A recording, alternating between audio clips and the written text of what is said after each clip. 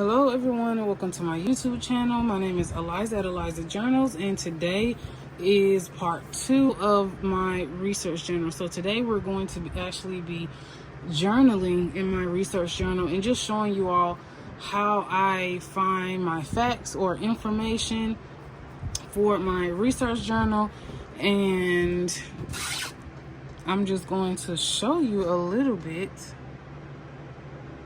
of what my process is usually like. So in my previous video, I showed you all how I curate my pictures and how I print them out and all the beautiful things. So I'm just going to close that. And so what I usually do is I usually just this is all the stuff that I'm pretty much into that I shouldn't be. And because I actually took this to work today to work on my YouTube videos, and when I really should be working, I was like sneaking and uploading my videos, which is really bad. I hope no one at my job follows my YouTube. But anyway, so I usually just go to Google. I really like Britannica, depending on how old the person is, because historically, if the person's not deceased, most of the time you can't find that much information. And some of the people this week are not deceased, so even when I found out about them, it was a little bit hard to find information on them. But I am just going to do the best that I can. Sometimes my entries be a little short because they're not deceased, So Nina Banks is an economicist, and that is my theme for this week. And so pretty much I just look for things that, like, credible sources.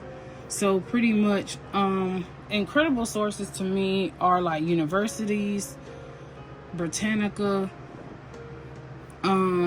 like even if she's done interviews and someone has conducted interviews with her, I pretty much use that information as well. I just read some of the information to see if the information that I find is something that I actually want to write in my research journal.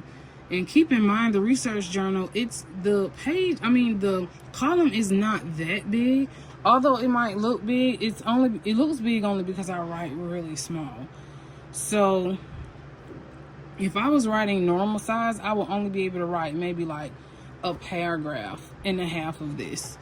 So another website that I like to use, so I definitely like this one because it's from the Economic Policy Institute. So I definitely like this one. I kind of scanned the information earlier, even before the video. Another website I like to use, especially if it's African Americans, is blackpast.org. And I absolutely love this website. And most of the times I cross-reference this blackpast.org. I cross-reference it with like Britannica, because Britannica, like most of the times, you just have to be careful what you find on the internet anyway, but Britannica is a wealth of information, and I actually like Britannica. Most of the time, I never really use Wikipedia, but Wikipedia take most of their information actually from Britannica, which is really weird. But I use Britannica a lot of the time because they have more information on there. And what I do is, all African Americans are not on here, but what I like to do is I just like to see if it will come up. So, and if it doesn't come up, it'll just say like nothing found, or it just won't even come up. Usually if she's on here, it'll come up first in the search. So she actually is not on here. So as you can see, there's a lot of people on here with with the name maybe Nina, but she's actually not on here. So therefore we will just use the Economic Policy Institute for our wealth of information. I'm actually going to pull this up on my phone, this website, and use my phone to actually write the information so that you can actually see me writing the information. So now we start the voiceover. Y'all, I'm really trying to get used to doing voiceovers because I never know what to say doing voiceovers. But I really enjoyed researching Nina Banks. And like I said before, like if they're not deceased, it is very hard to find tons of information in order to actually complete an entire column of information on a person. So I just used that particular website to jot down some facts about Nina Banks. They really didn't go into a lot of her past as far as like where was she born, what's her birthday, and of course I probably could have just googled that and found that out on the internet in some way, but I just like getting my sources. Like once I cross-reference, I really like getting my sources just from one place, because if you start saying, oh, I want to write this from this particular website and I want to write this from this particular website, you get extremely confused. So what I like to do is I just went to multiple websites where she came up, and I looked at the information, and then I just like to compare the information.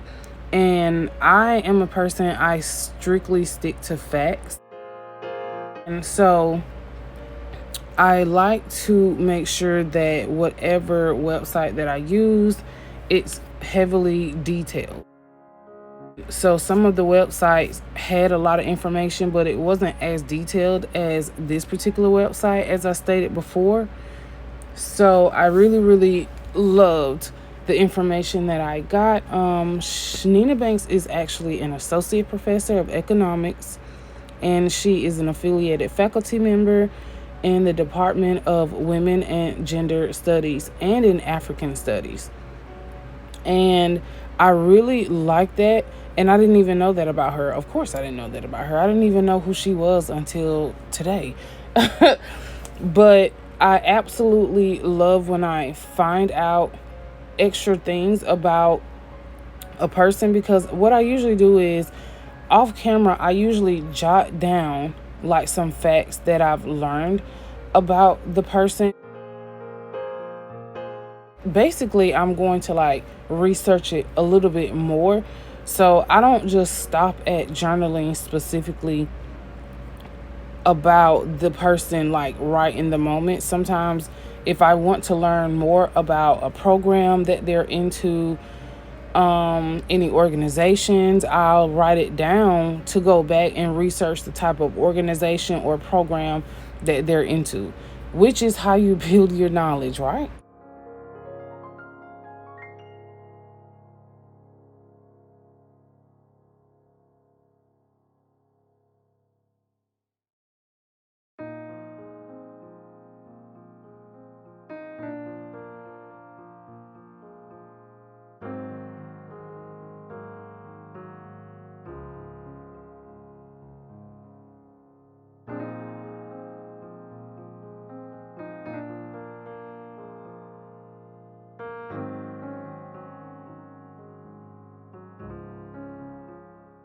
I really like the fact that she focuses on things such as social reproduction, migrant households, black women, and work.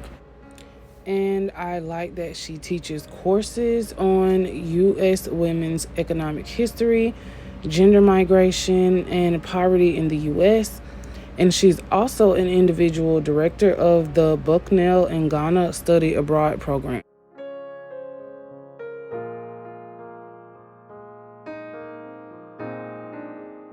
So y'all know that I love school.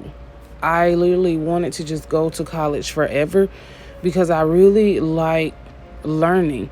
Even though even though history was just not my strong suit, I really enjoy social sciences, which I have a bachelor's degree in sociology, and I have a master's degree in human services counseling.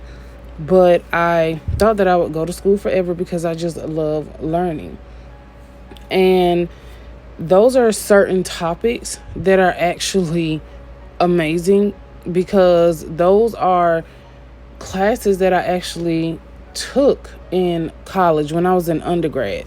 So I always wanted to get in like Black African American studies to just learn more.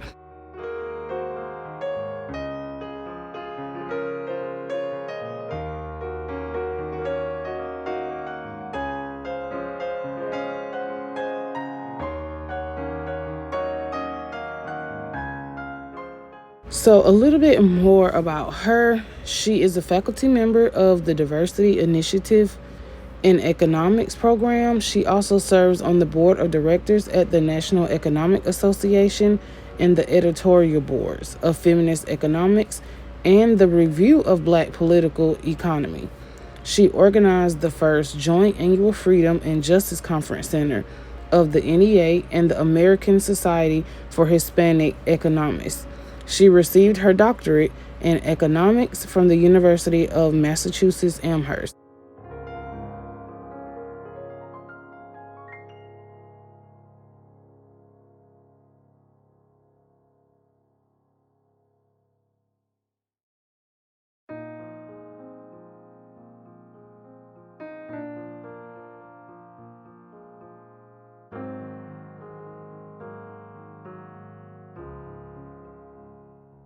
I can say that economics was not my strength when I took that class. It just wasn't. I don't know what it was. It may have been the professor, but professors just the professor I had did not teach that subject well at all. I just couldn't retain any type of information, and like I said, sometimes it is the professor that teaches, but I would say that I learn the most from my social sciences. So my sociology classes is really how I begin to understand how history intertwines with the social sciences. And what I mean by history intertwining with social sciences is basically like understanding how historical events shape social structures and norms, such as things like, how you have the rise and falls of civilizations, the rise and falls of culture. It just provides a framework for understanding like how social institutions and practices evolved. Also, I thought I was going to be a sociologist, but that did not happen. I love sociology so much, y'all. I have so many books about sociology, and my favorite sociologist is Emile Durkheim, which it's French, so I know that's not how you say his name in French, but that is literally my favorite sociologist that is deceased.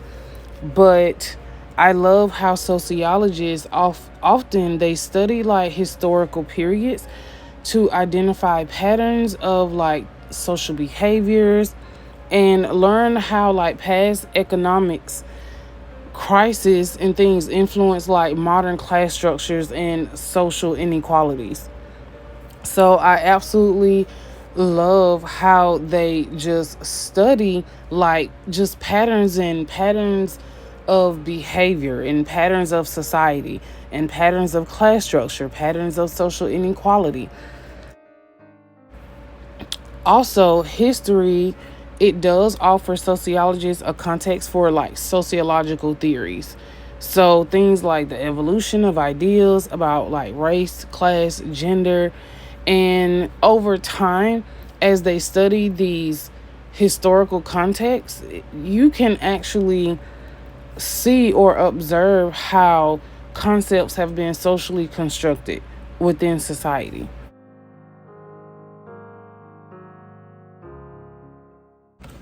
Okay, Okay, so this is pretty much what my process looks like. So that only took maybe about 15 minutes in real time, 15-20 minutes in real time.